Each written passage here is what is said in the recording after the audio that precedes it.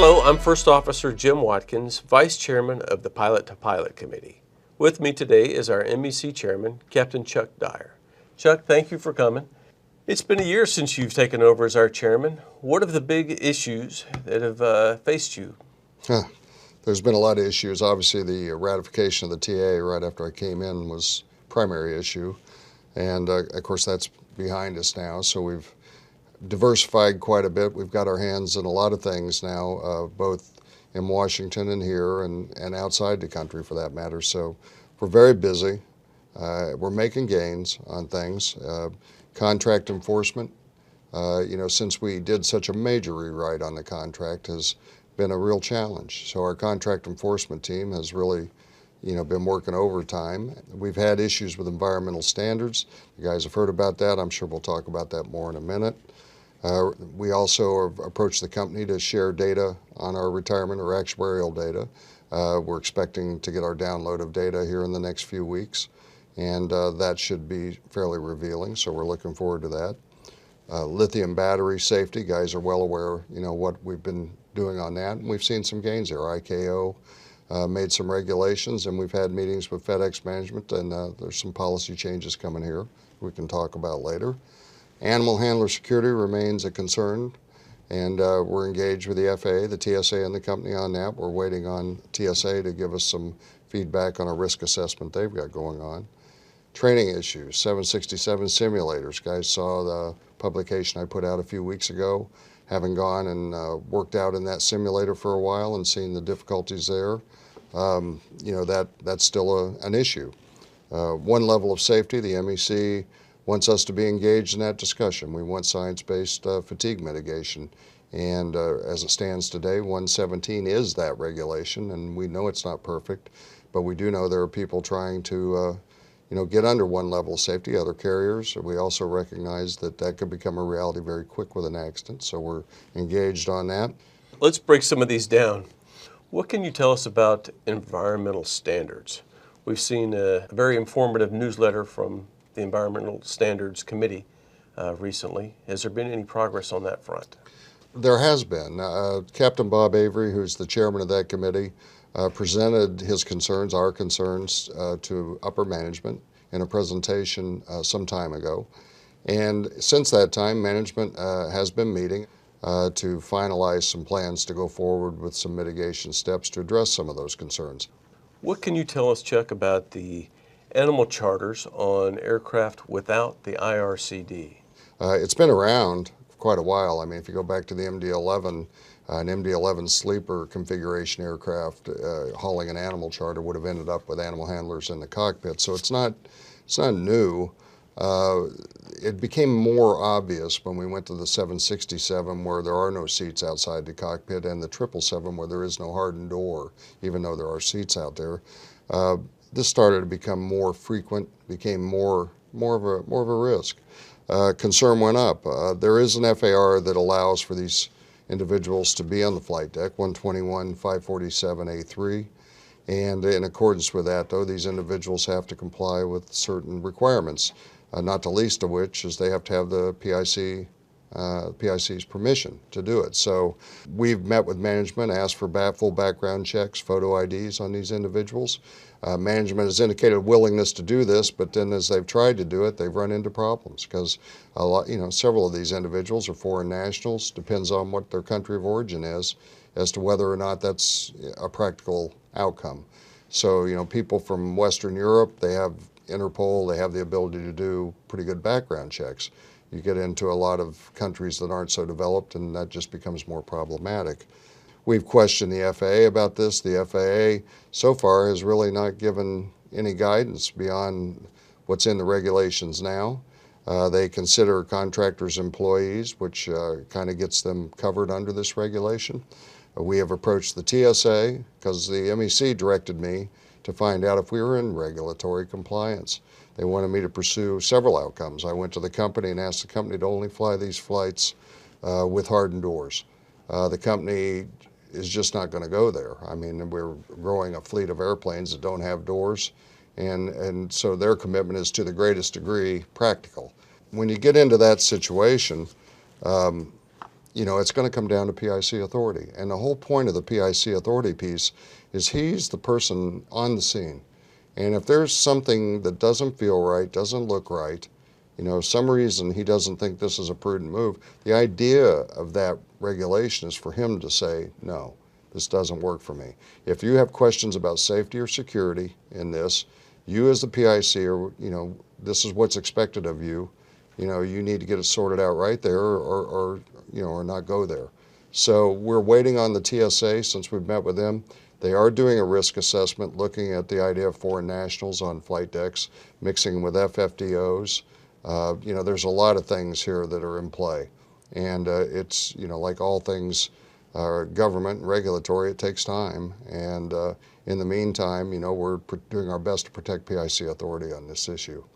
Chuck, we recently held a triannual MEC meeting. What are some of the highlights that came out of that meeting?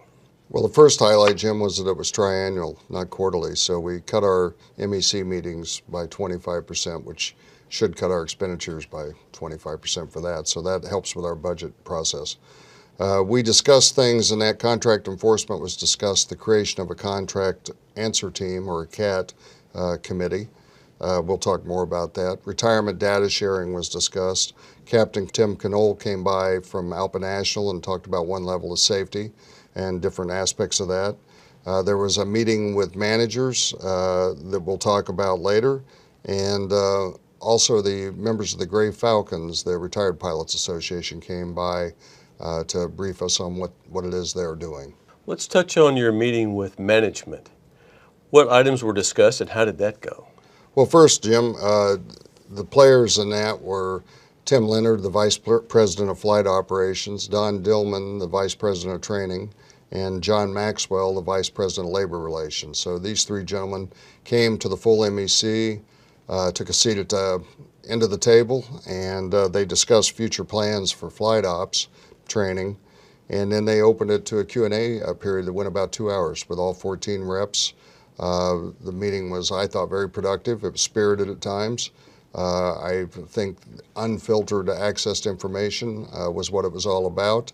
And I think the management individuals involved got to hear straight from your representatives, and I think it was good. Chuck, you mentioned contract enforcement. What's going on with that? Well, recently we added a third paralegal to our contract enforcement team. Elaine Klein is now on board with us, so along with Rose and EJ, Elaine. So if you talk to Elaine, please welcome her aboard. Additionally, we learned of a idea from United Airlines, and we're going to call it the Contract Answer Team, or the CAT. And it's going to be staffed by 40, 50 volunteers, people that are contract-centric and knowledgeable. And you'll be able to put in a question through the Alpa app, a contract question 24/7. And out of that body of people who will be getting your question as soon as you put it in, if anyone has the answer, they will provide you the answer immediately. So we're hoping that this will get information back into our pilots' hands much quicker, and should also take some of the load off of the contract enforcement folks for routine type questions. Who's going to head up that contract action team? Well, interestingly, it's going to be built out of our pilot-to-pilot group, and we've added, along with yourself, we've added Captain DJ Shaw as another vice chairman, along with Captain Dave Jones, and Captain Shaw is going to head up the actual training development of that program, and I think everybody should look forward to hearing from that. And anybody that has an interest in maybe participating in that, I encourage them to get on board with P2P, and because that's going to be where we'll go first to look for people to help us with this. There's been a lot of rumors and some social media discussion concerning retirement. Is the MEC working any type of retirement issues with the company? Well, issues is probably too strong a word, but the MEC at the last meeting authorized me to approach the company about getting a data sharing process started. Actuarial data that the company has that's specific to our pilot group. There's a lot of information there, and there's a lot of information there that we have not had access to historically. So we were authorized to do that. To do that most effectively, I asked them also if I could hire an outside consultant. They authorized that, so we hired the Siegel Group. Siegel people now are talking to the company's Mercer representatives who handle our retirement, and that data sharing process is underway. We haven't received the data yet. I expect that to happen soon. And then, what we learn from that, we'll certainly share with the membership. But at this point, it's just trying to understand more fully what we're dealing with our retirement. So right now, is it fair to say we're in an information gathering stage? That's it. Yeah, solely limited to information gathering. You mentioned safety earlier in our discussions. What's the main focus in that area? Well, the main part is safety. I mean, obviously, we know that there's a huge disparity in safety between passenger operations and cargo operations. A statistic that you're going to hear more of and you've heard in the past, but it's one that bears repeating. If I were to take the 7% of flight operations in this country that are cargo and take their safety record and put it on the 93% that's passenger and of course do the inverse of that with cargo. So if I put the passenger safety record on the 7% of operations that's cargo, you would end up with one major accident every 30 years. But if I were to take the cargo accident record or safety record and apply it to the 93% that's passenger, you would end up with 12 major accidents per year. So that would work out to 360 major accidents in 30 years as opposed to one. So this is a pretty astounding statistic and a very, major contrast between these type operations. So that leads us then to try and deal with what's going on there. Yeah, why is cargo so much more dangerous? We believe we think it's a lot of things. We think it's a confluence of things. Fatigue is clearly a problem. I mean, we do operate the back of the clock. We do things. It's not to say that the passenger ops don't do some of those things, but we certainly do a lot more of it. We know that we haul dangerous goods, lithium batteries, in tremendous quantities. Lithium batteries in particular now are banned from passengers, so that's increased our risk. We have weight and balance issues that the passenger companies just do not have to deal with. We know there's challenges to training. We have a lot of different types of aircraft and very diverse operations. Uncontrolled airport operations that we do with some fairly routine in certain parts of our country, and more so in cargo. So I think all of these things, and I'm sure some that I'm not thinking of right here, account for that difference. You mentioned fatigue there. How does that factor into the discussion? That seems like a big item.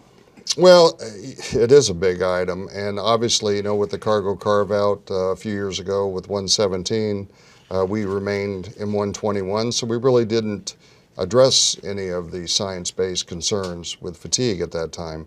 There are studies out there that show that accident rates increase almost double between 10 and 12 hours of duty time, and by the time you get up and duty time's 13 hours and above, you're talking 5.5-fold increase in accident rates. So fatigue is clearly a problem. We don't believe cargo pilot physiology is any different than passenger pilot physiology, though we do acknowledge that cargo ops are considerably different. And so our prime motivation is we want to get science-based fatigue rules in here. We got some of it into our contract. It's in the CBA, but there's more, and we still have exposure to fatigue that we're concerned about. 117, I know recently, we went down that road. The MEC asked that we start pursuing this. We stood with the pilots of IPA and the Teamster Aviation guys from ABX and Atlas and supported the Boxer Amendment. We believe we need to be in the conversation. We believe we need a voice in this. Our voice is unique.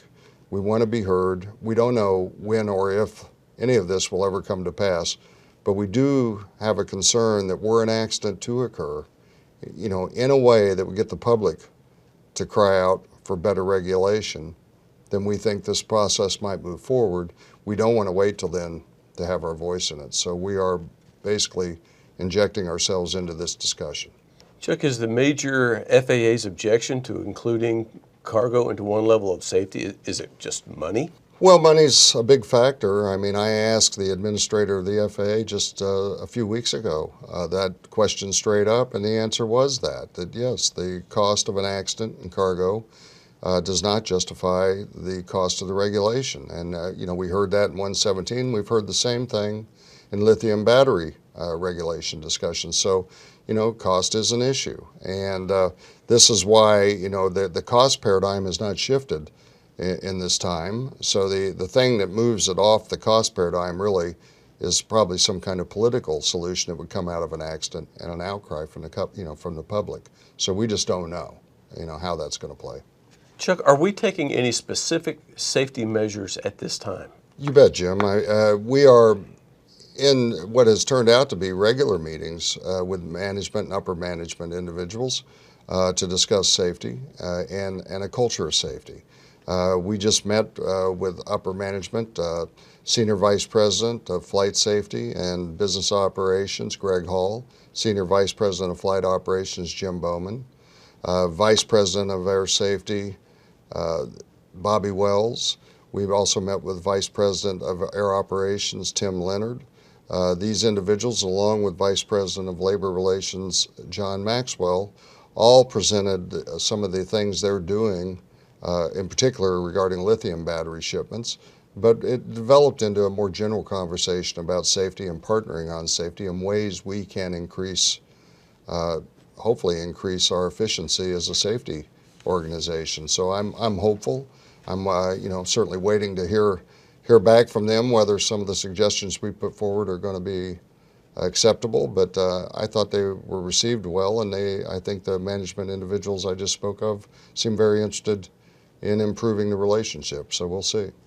Chuck, our budget was a little low last year at the end of contract negotiations. How are we doing now? We're doing remarkably well right now, considering where we were. We bottomed out at $260,000 in February. This was pretty sobering, and we put in a lot of controls on spending. We took a very conservative line on this. We ask an awful lot of our volunteers, telling them we just can't finance every operation and send people on every trip to every conference, and there's a price in that, though. I mean, obviously there's a balance between, we're not an organization that was built to create a savings vehicle. We're an operation that was built to provide a service. So there's a tension between savings and engaging. But our volunteers have stepped up.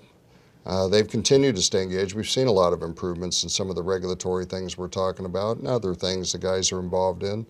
The fiscal prudence has paid off. It looks right now like we will probably get out the back of this year with about $3 million in our reserve account.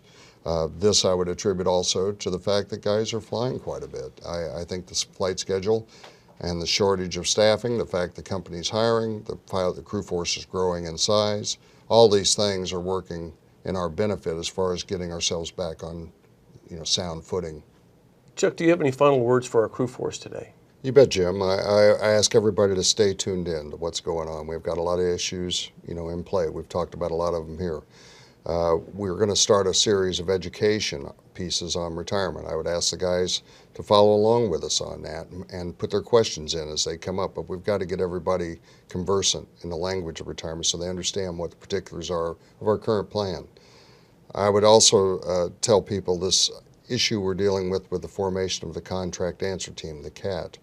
I would ask guys that are interested in that, people that are contract savvy. If you're a person that likes to sit around in your free time and read the contract and study the provisions of that, you're probably the kind of guy we're looking for. But we need people that can take it seriously and come in and provide information to your fellow pilots that can be trusted. I would tell the guys out there too, when you send me an email or you make a call in and you bring us your questions or concerns, not just me, but anybody in the structure, we take it serious. And we're doing everything we can to pursue those concerns and those questions. So don't stop doing that. Keep the information coming. And we'll keep doing our best here to get the results you want. Thank you very much. And thank you for watching. As always, if you have any questions or concerns, visit fdx.alpa.org or contact your block rep. Thank you, and we'll see you soon.